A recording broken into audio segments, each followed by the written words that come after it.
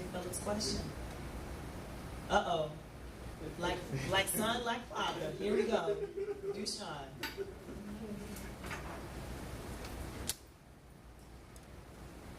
I want to ask about lies. I want to ask about lies. And the reason why is I had a sister-in-law who used to tell like amazing stories. And we all knew it was a lie. We all knew she was fabricating. But it was amazing. So we just kind of play along with it. It was kind of strange. And I don't know whether that was a lie that would hurt anybody or not. But you alluded to that you use lies as something that would help you at certain points in time. Until you realize that it wasn't helping you at all. I thought it got you what you needed. So are there such a things as the little white lie and such a things as a dark, mean lie that can hurt and destroy millions of people? That's a tough question. There is, but it's like in the eyes of the beholder.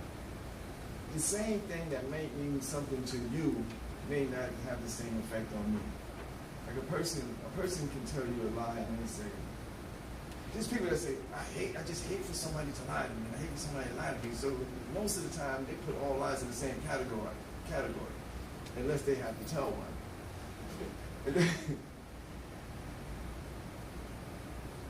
It's hard to actually look at lies and gauge them in certain ways because sometimes a lie can actually save your emotional life. If something really devastating happens to you, if somebody walks to your front door and your husband or your wife is in the Air Force or the Army or something like that, and they tell you that your spouse just passed away, in that split second, you'd rather hear a lie. Because that's just too hard to handle in that split second. In fact, most people who go through that situation make up their own lie in their head. Like you hear the response from a person that makes up their own lie in their head and say, no, not him, no, it didn't happen. Well, that denial system at that moment is protecting them from the truth, from the reality. In the program, we say, you tell the truth until to do so when it harms yourself and others. There's certain times people will tell the truth actually just to get guilt out of their system without considering how this truth is going to make you feel at that moment. So sometimes you got to ask yourself, well, should I actually tell that to somebody? If a person was to commit something that's not egregious, something that's not going to kill you, like say a person, I'll give you a small example. Say a person was out one night and they was hanging in a club or whatever have you, and this person happens to be your wife, happens to be your husband. And they met somebody and in the spur of the moment they gave this person a kiss. Now you have no intentions at all of ever seeing this person again in life, ever kissing this person. You don't even want this person, it just happened in that spur of the moment.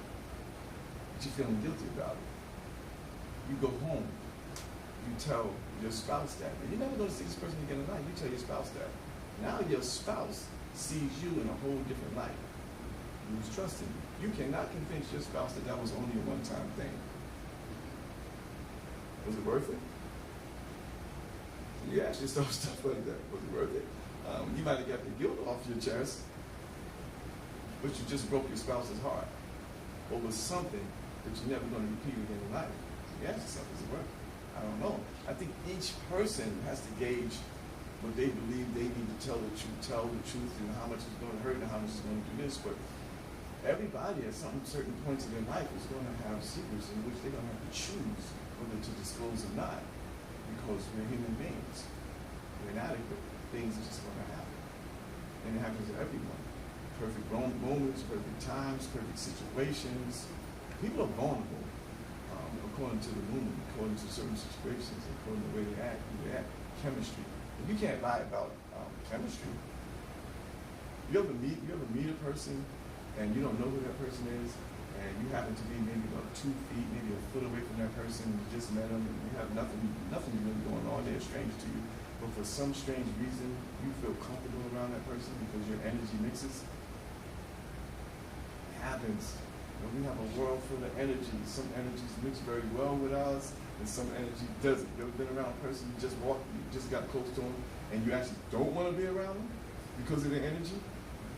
Like your loved ones, your wife, your girlfriend, somebody you fell deeply in love with. Well, the energy did that, but you wasn't in control of the energy at the time it did it. You just happened to be around them. All this stuff wasn't going through your head. You happened to be around them. You might have been attracted to them visually, but when you got around them, this other energy came. You said, man, I would like to be with this person for the rest of my life. But that wasn't your thinking, it was energy. Chemistry. That's what happens. Life is spontaneous more than it is structured, as far as I'm concerned, in my opinion. It's more spontaneous than it is structured. Dushun, you brought up the whole energy conversation.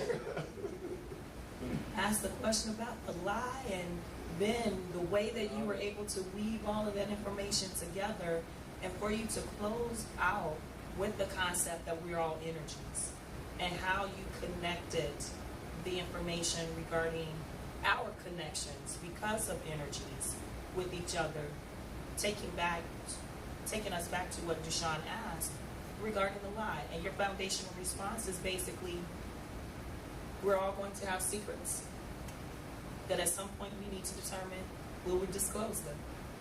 And when we disclose them, we have to recognize not only how it's going to affect us, yet how will it affect others. Repercussions. Repercussions.